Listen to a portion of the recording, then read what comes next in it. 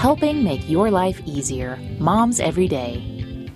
Warts are a common viral infection of the skin, but they can be very difficult to treat and have a multitude of options for treatment.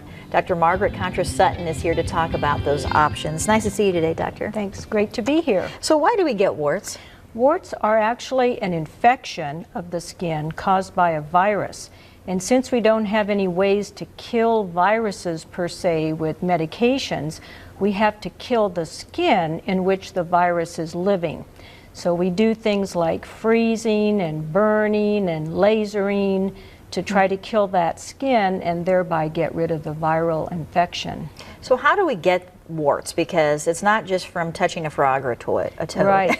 It's from touching another infected individual. And so that's why we get them commonly on our hands and our feet, because we maybe are stepping in an environment where someone else who had a wart was stepping, such as a swimming pool or a gym floor, and then many times shaking hands and that sort of thing can transmit that virus to the hands. Okay, I know we've got some pictures today of some common warts that you might see. So typically a wart has a rough surface. I like to call it a cauliflower-like surface. And here's an example.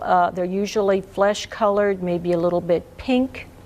And then there's a subtype of warts called the flat warts. That's the next image right here. Which we'll see here.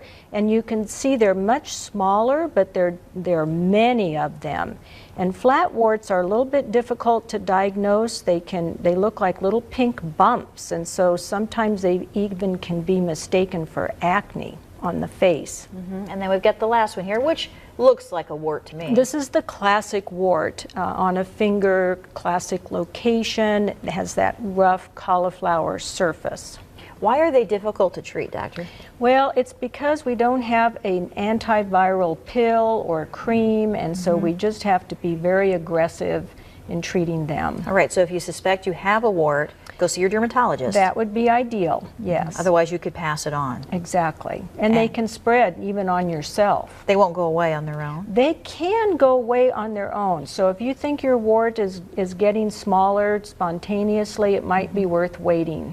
All right, Doctor, thank you. Good advice on warts today. Thank you. For more information on Sutton Ryan Dermatology and Aesthetic Center, visit momseveryday.com or download the Moms Everyday app. Visit Moms Every Day online or on the go through our Moms Every Day app. Download it today to find local solutions for you and your family.